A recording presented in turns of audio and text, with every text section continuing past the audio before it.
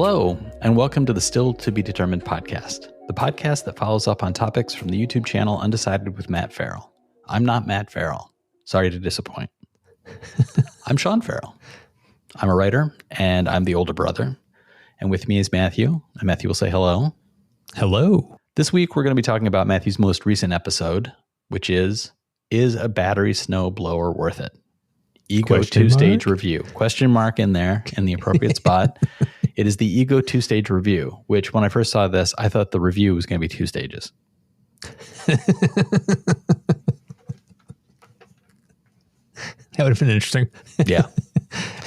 I read that as I was starting the video up and I thought, oh, a 2-stage review. I guess he reviewed it and then he did something and then he reviews it again. And then partway through it, I was like, oh, it's a 2-stage review. This episode dropped on January 19th, 2021. And my first thought was, this product really blows. Oh, Sean. You and I are both the product of our parents. The family of puns. Yes, I'm just going to wait a moment and let the applause and laughter die down from our listeners. As intriguing as the review was, I really don't have a lot of comments. It's a snowblower. It's a snowblower. It blows snow. It blows snow. I guess the best way to incorporate this into the purposes of the podcast is really to look at it big picture, which is you don't have any other things in your life that burn gas. Yeah. There's really nothing else. You're done. Other than my wife's car. And your wife. No. Oh, hey. Hey now. Good night, everybody. Good night. Woo. Yeah. Yeah. Remember when Johnny Carson, people used to drink on Johnny Carson? I was going to say, when I make videos like about my Ego snowblower and the mower, I'm looking at it from the big picture point of view of it's like there's so many things in our lives that are using gasoline and fossil fuels to power them. And it's like there are alternatives and they can work.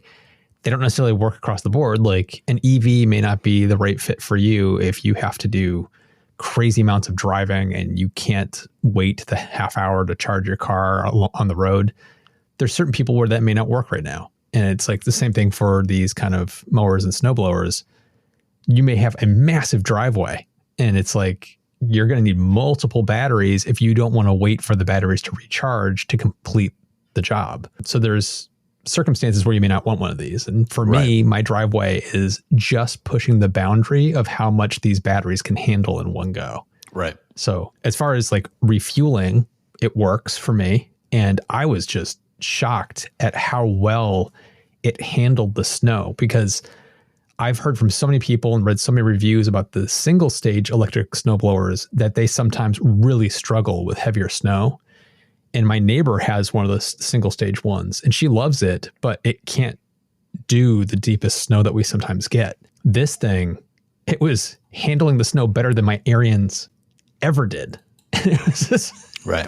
That's the thing that shocked me the most. It was like all along, it's like I've been kind of brainwashed into thinking, it's got to be gas or you're going to be screwed. Isn't that the new Toro advertising campaign? Yes. Electric motors can be, they're basically all torque. That's why when you get into a Tesla and you do the crazy takeoffs, it's like you have all the torque available to you when you like take off, which gives you that huge punchy start. Can you do something similar with the snowblower? That would be amazing. It's like dragging you down the driveway with you like behind it, barely holding on the handlebars. Yeah, no, we're already in a giddy spot. Yes. I don't think there's much hope for this episode of the podcast. No, but yes, that is kind of how I felt about this when I was using it. I was just, I'm not saying this to be a pun, but I really was blown away by how much this snowblower blew. You benefit from the fact that you have the same manufacturer's other products, and they very smartly, really very smartly, the battery packs are the same size. Yes. That's a stroke of like really forward thinking on their part to be able to say, somebody like you, I've got the lawnmower, I've got the snowblower, I effectively have multiple battery packs right out of the gate. Yep. So that's terrific. One of the things that stood out to me was setting themselves apart with the green coloring. I thought that was, there was a very bold message being sent there that when the Borg ship returns, this will be taken back by them. Okay. No, what I was going to say is sending the message that this is a green product. So yes, yeah, the marketing going hand in hand with the engineering. I think it's a Tesla-like thinking, I think, in the or Apple, where it seems like they really took a look at what is this as a whole product. You pointed out things like the lack of metal around the hand gears means no rusting. So it's little things like that as you were saying those things, I was like, that's a smart thing. That's a smart thing. I did have one question. It's a test you and I often use in looking at products like this. Does it pass the parents test? Would they be able to use it? No, they would figure it out. If you know how to operate any snowblower, you'll know how to operate this. There's nothing special about needing to figure crazy things out. It's just a push a button, it starts, hold these two clamps down, and it goes. And then here's your throttle, essentially, in the direction that you want to throw the snow. So it's pretty self-explanatory, and they could absolutely use it. And for me, Sean, the most exciting part is this is something my wife can use. She never ever wanted to use the Ariens because that thing, when I say it was like trying to ride a bull, it's not a understatement. I bought the wrong one. I would say this Ego is like a step above the Ariens I bought. The one I bought 10 years ago, it cost, I think it was $900. And this Ego was $13. The Ariens 10 years ago that I almost bought was about $1,200, which I think is the one that's more comparable to the Ego. And it had controls to control, like on the clamps on the handlebars controlled the wheels like a tank. So you could control the right wheel or the left wheel, so it would make it easy to turn. The one I bought didn't have that. And the only... So you had to wrestle with it. So this is why I found it so fascinating. The two wheels, Sean, are connected with a solid axle. So they have to turn in unison. So you can't actually turn the Ariens at all. And it's like, how are you supposed to use this? And then the instructions were like, if you want to be able to turn it easier, you basically have to remove this like little like hand grenade style like clip from the axle, slide the wheel off of that clip, then put the clip back. So what ended up meaning was on my Ariens for 10 years, one wheel was powered and the other one just spun free. So every time, and you had to do that or it was impossible to turn the sucker. So to get it to turn, you had to do this little trick. And then that meant my right wheel was powered, my left wheel wasn't. And so as you're using it, you're constantly having to basically be pushing the left-hand side of the thing forward to try to make sure it's going straight. Because if you stopped doing that, it would just try to go to a circle. I hated that thing. It was so unwieldy to use and to operate. It was just a beast. It weighed so much. It was loud as all get out. And this thing, it's half the weight. It's still loud, but it's about half as loud. I can actually wear headphones and listen to things. And I couldn't tell you how easy it was to navigate down the driveway. The way it like powers its wheels and you can turn it easily. It was like, what the hell, Ariens? $900 for this thing that was like painful to use. And my wife never, ever wanted to use it. She just was like, I can't handle it. I can't control this. Right. This one, she actually can. And so now I'm like, I don't have to be the only one that's snow blowing anymore. That sounds like a change that didn't make it into the review, but meant more to you than anything that did make it to the review. Yes. This is a wife-capable snowblower. Yeah, it's a life changer. Yes. And you brought up the ecosystem of the batteries. I didn't mention it in the review, but it's like there are other 2-stage snowblowers. There's not a lot of them, electric ones. But there's like Ryobi, who makes like drills and everything like that. They have a line of battery, lawnmowers and things like that too.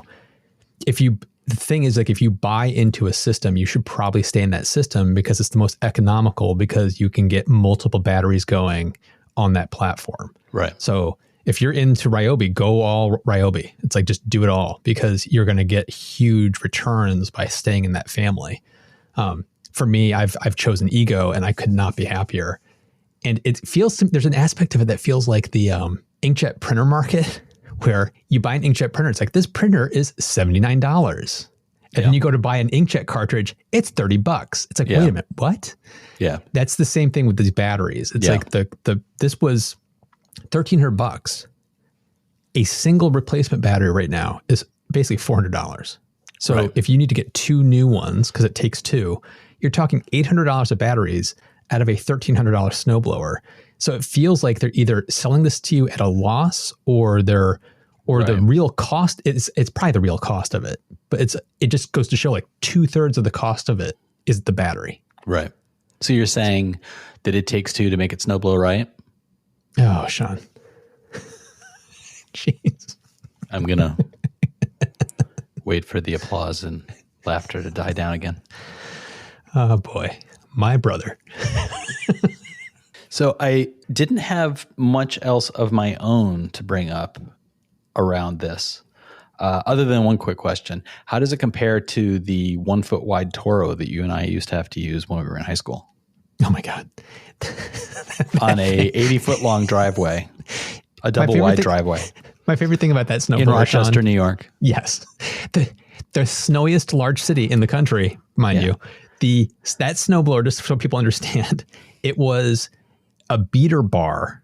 Yeah. That was, the auger wasn't even really an auger. It was just a metal paddle. rod. It was a paddle. That had a rubber paddle on just one side that just spun really fast. Yeah. It was a glorified snow shovel. We could have used it as an outboard motor. Yes. It was that design. If there had been sudden flooding and all we could do was get onto an air mattress with that snowblower, we would have been fine. I have memories of, there was like one of the houses we lived in. I remember there was like a snowfall of like basically 3 feet of snow. Yeah.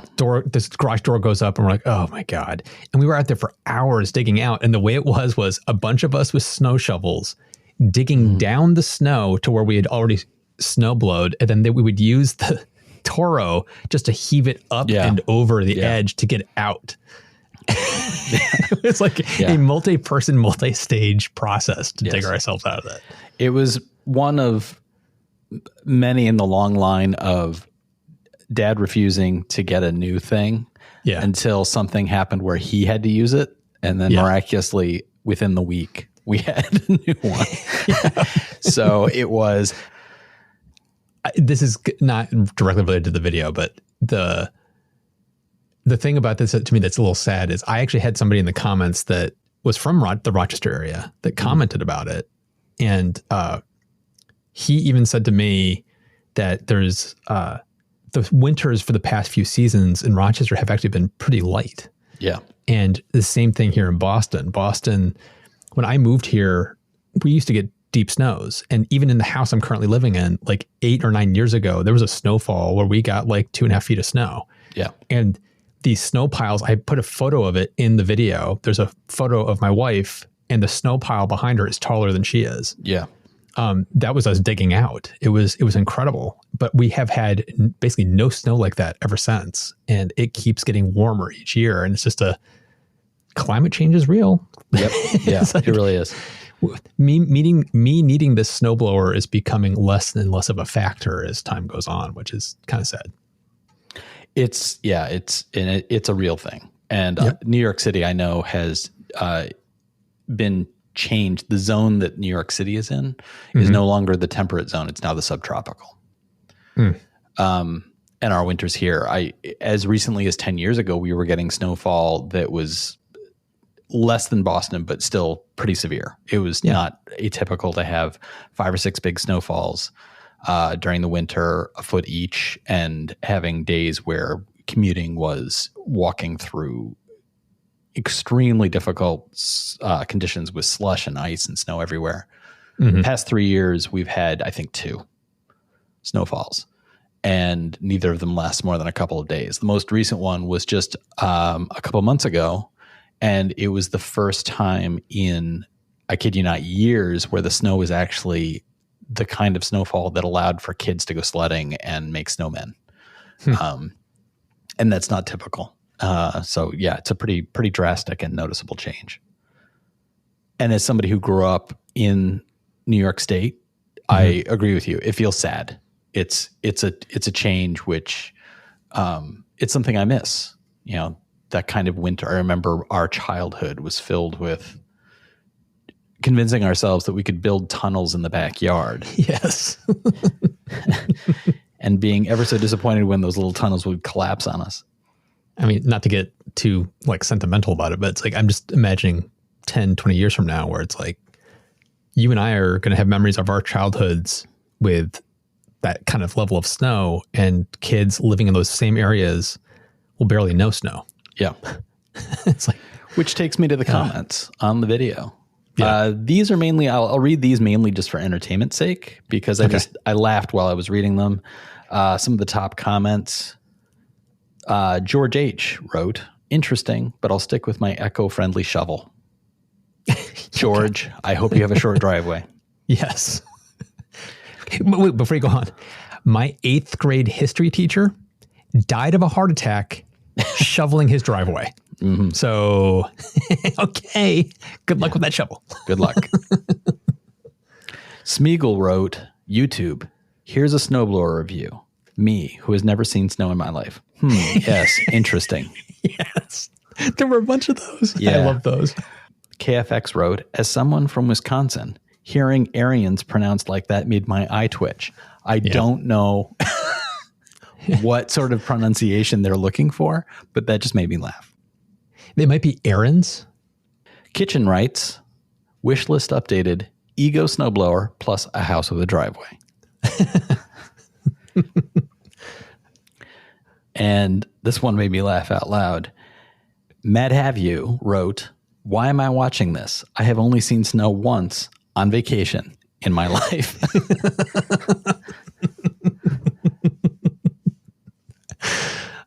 I got so many comments like that of people like, I can't believe I just watched this. Somebody wrote, "I can't believe I watched, I live in Saudi Arabia and I just watched this video."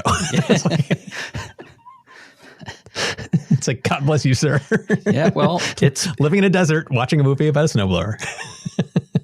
There is an aspect to YouTube where you feel a connection to the YouTubers that you listen to, that you watch. Yeah. There's something personal about the interaction, especially when YouTubers, and I know you do this, you appeal directly to the viewers and you speak directly to them of your appreciation. And it's a little bit different than, it feels different than just picking a name out of a hat. Larry King on TV.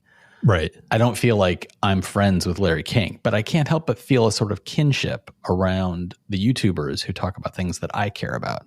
It's more personal, yeah. Yeah, and there are definitely times where I have watched 15, 20-minute long videos about particular things that I know I will never interact with simply because a YouTuber that I like is talking about it.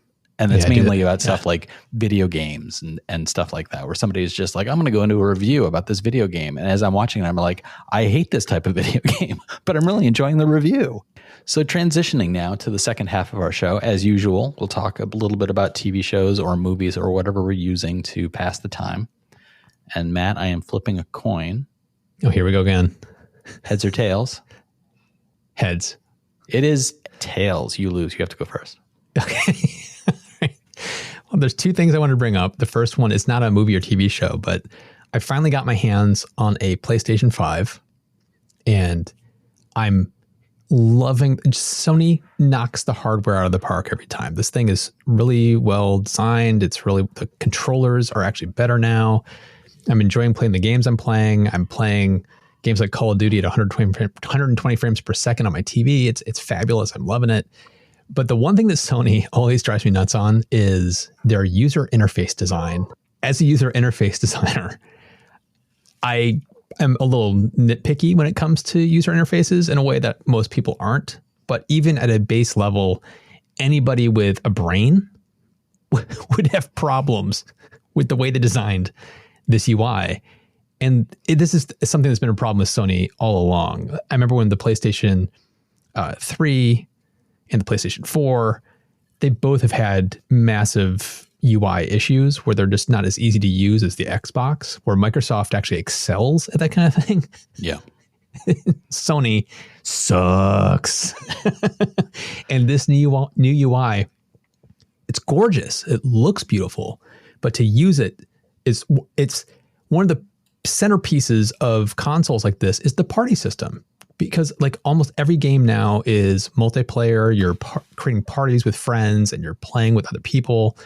It's a very social experience playing these games. So the social experience is core to all of it, whether you're on Steam or you're playing Xbox or this.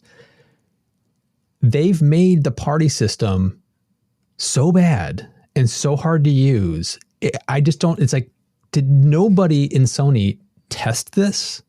Were they all drinking their own Kool-Aid and thought this was the best thing ever? Their party system, they've decided to call game base. What the hell is a game base? It's like, why wouldn't you just call it party? You know, everybody talks about a party system. Call it party. They called it game base. You go into game base, and the way they've set up parties is they're more like rooms. So when you create a party, they now are everlasting. They don't go away. So if I created a party with you and you and I played a game and then we both left, the next time I come online, that room where you and I were in, we're both members of that room. I could go back into that room.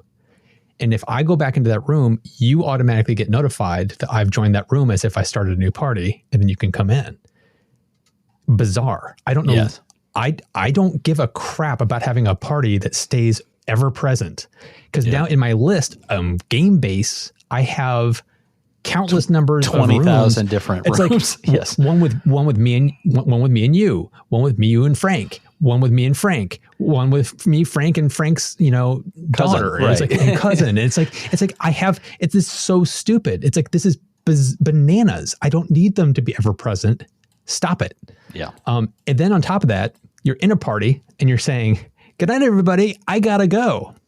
PlayStation 4, you could go one button press, two button presses, and you're out. This new one, here, let me hit my PlayStation button. Let me go to Game Base. Let me go to, okay, here's that active room. Okay, now let me click into the view details. Okay, let me click this button to exit. It's like 5 or 6 button presses.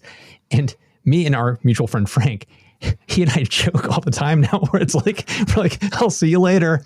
Okay, gonna see you soon. Bye. I'm gonna miss you." And you're saying this as you're trying to go through the menus to get out. It is insanely bad. And I just don't understand why they can't get better at this when there are talented user interface designers out there. Something called user testing. Try it. Right. You might find that this was horrible, but I'm hoping to God they fix it. So that was the first thing I wanted to bring up. The second thing I want to bring up is something I can't give details on because it will give it away, but there's this new movie on Hulu that just came out that's called In and of Itself. And it's written and performed by Derek Delgadio, who I'd never heard of before, but he's a writer and a magician. And he wrote this one-man show for Broadway, and it was on Broadway for a couple of years. And the Broadway show was directed by Frank Oz. It is astonishing. And Stephen Colbert and his wife, Evie, saw it on Broadway and were so blown away. They approached Frank Oz and Derek to turn it into a movie. And so this movie is that. So this is produced by Stephen Colbert and his wife, directed by Frank Oz, and it's Derek Delgadio. And it's very similar in a way to the Hamilton movie that came out, where it's an actual recording of the stage play. This is not a movie version of it. It is an actual recording of, they clearly recorded probably 5 or 6 different performances in different ways and then cut it together as one piece. Incredibly well produced. I don't want to give away what it's about and do not read what it's about. Let me tell you that first. Okay. Because please don't. Because going in blind as to what this is actually going to do is the magic. And I use that specifically. He's a magician. And the storytelling of the show is the magic trick. It is, the basic premise is it's all about perception. It's about how we perceive ourselves as a person, how we want to be identified by others, and how we identify others. So like me looking at you and Sean and saying, Sean, you're a writer, and you looking at yourself and saying, I'm a writer. We get put into boxes as to what people perceive us as and what we perceive ourselves as. That's all I can tell you. Mm-hmm. And it plays with that, and it tells us this. I will say Derek comes across as a very sad man. Mm. I cried, like at one point an ugly cry watching this show. I cried several times, and it's haunting me. It's sticking with me. It's an eye-opening movie. It struck a chord with me that I didn't know was there. And it is just profound. I just thought the storytelling was just spectacular. So don't read anything. Don't watch any trailers. If you have Hulu, just go watch in and of itself. It is tremendous. It's an hour and a half. It's not that long. Really, really good. That sounds right up my alley. And I definitely want to check that out. And as far as the PlayStation user interface and the party system, I have the same complaints you did. I have the PS4, so I don't have what they call, it's not called the same thing on the PS4. No. But my experience has been every time I start a party, I know it's not happening, but every time I do it, I feel like I'm doing it a different way than I did the previous time. Yes. Every single time. I'm like, okay, I'm already in the party. Oh, hello, Frank. Oh, you're here. Okay. Hi. How you doing? The next time, okay, starting a party, and okay, how come, why did it take me to this page? Where's Frank? Huh?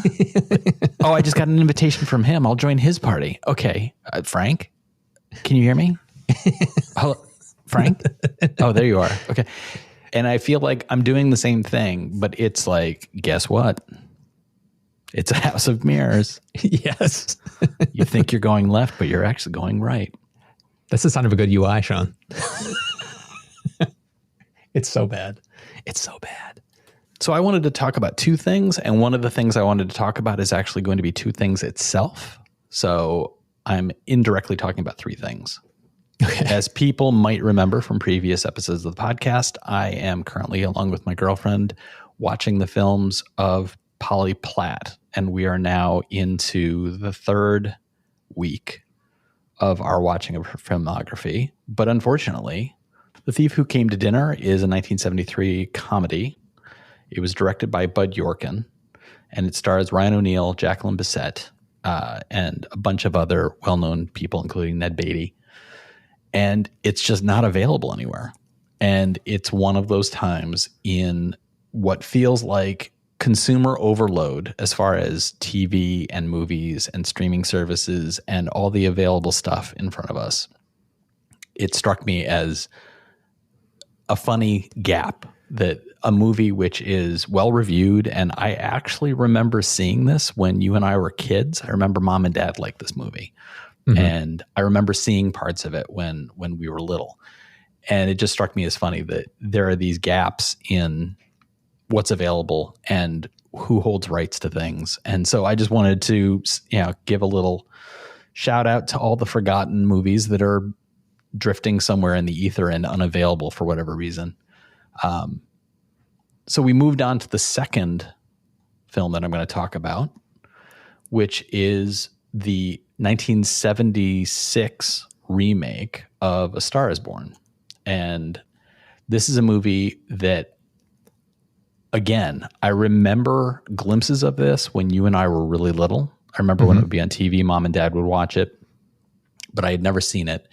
And similar to the other films from filmography up to this point, the number of films that Polly Platt was involved with that were this good is really kind of dumbfounding. And this movie, Barbra Streisand, I'm more familiar with her just because I've seen more things with her in it.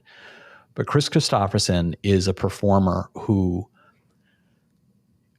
I was thinking about it the other day, and it occurred to me that he kind of filled the gap that was left by James Dean. If James Dean had lived, I think he would have been playing roles like this. The understated rebel, the rebel who is not rebelling via large-scale action, but just rebelling by standing still and letting people who are railing against them rail and not reacting. That kind of determination to be themselves in the moment. And it's an understated performance. It's a very powerful performance. I always thought of him. There's another movie of his, which is Convoy, which is not a good movie, but it's a great performance. And I remember it from when I was a kid. You and I ended up visiting with our parents, and I was young and probably shouldn't have seen this movie, but a bunch of the kids were put into a room to watch a movie together. You were not in there because you were considered too young to watch the movie. The movie Convoy is about a group of truckers who start to basically protest against societal abuses. And it's this very much a movie of the 70s. It's that kind of, we're pushing it back against the man. And he's in that movie. And I said, as we started watching A Star Is Born, I found him incredibly charismatic. And there is a lot of subtlety in his performance and a lot of just genuine feeling as you see his relationship with her. And it really is a lovely love story. And the music is, for me, almost secondary, because there are moments where the music feels a little dated, or it's just, they're not the best known songs of either of them as performers. It's not like, I think the current Star Is Born, the more recent one, actually had genuine hits that resonate on their own in a way that it felt like, okay, people knew these songs because of the movie, but once that started to age, those songs didn't really carry forward in the same way. But I started reading up on Chris Christopherson, and he was, when he was in high school, he was published by the Atlantic Monthly for some short stories. He wanted to become a writer. He became a Rhodes Scholar and studied at Oxford. While he was there, he started doing some performing of songs and was being promoted by a classmate as he's this American. So in England, he had this kind of anachronistic place. After finishing at Oxford, he returned to the States and became a helicopter pilot in the Army Rangers. He achieved the level of captain before refusing to teach at West Point, and then moved on to having a singing and acting career. That's one hell of a path. And I'm just like, what? It was like, I everything about him, as I read his biography, I just started to be like, is somebody pranking us? Did somebody go into Wikipedia and just keep adding things? Let's see how much they'll believe about Chris Christopherson. The man is still alive. He's in his 80s. He has 3 Michelin stars. And yeah, I found a picture of him, and I swear to God, he's the most handsome man at 80. Yeah. And just as like rugged and tough looking as he was when he was in his 30s and 40s. So he's a man's man. This is just, but that's the thing, is he doesn't come across as a man's man. He just comes across as an individual. Yeah. And that's how he carried himself. And that's why, to me, that's also what I saw in James Dean. It's the same sort of like classic rebel without a cause. I mean, literally, the title of the movie says it. It's this somebody who's just standing there and saying, like, I'm not going to be throwing bricks through your windows, but don't ask me to do anything. And it really, the performance in the movie is really top notch. So I came out of it with, I already had a strong appreciation for the entertainer quality of Barbra Streisand, but Chris Christopherson really blew me away. And the other thing I wanted to mention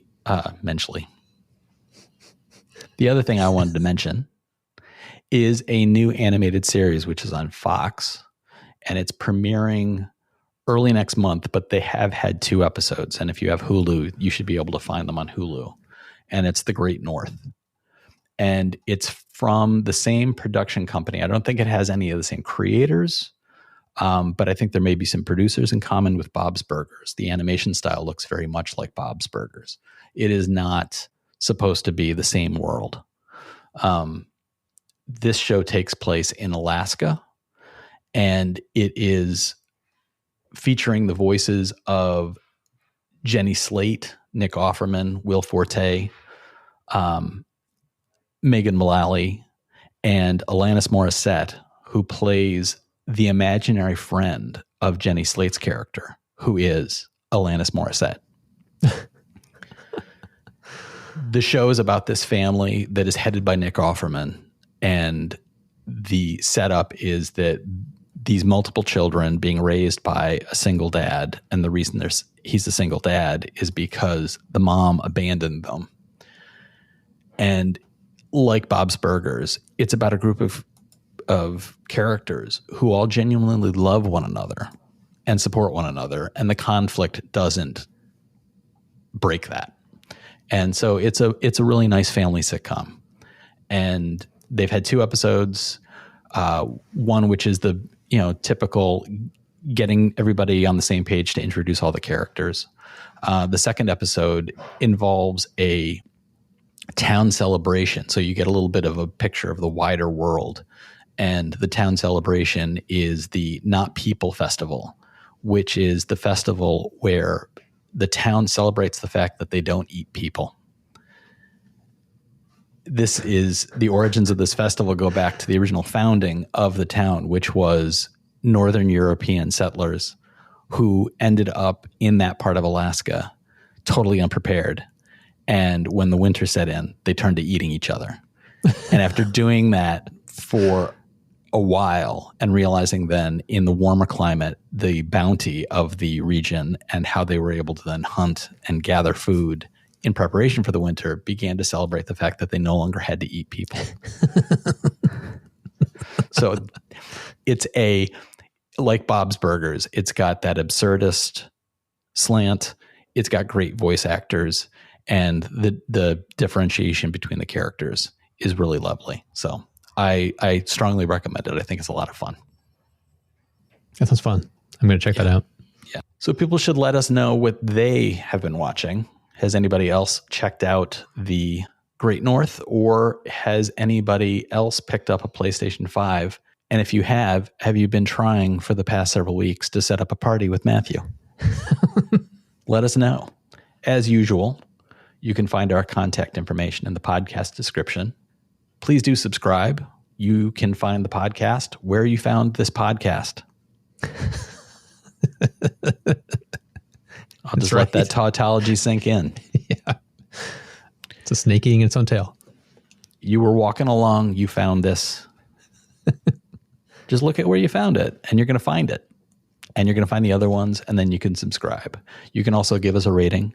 You can give us a review, and you can share us with your friends. All those things really do help the podcast.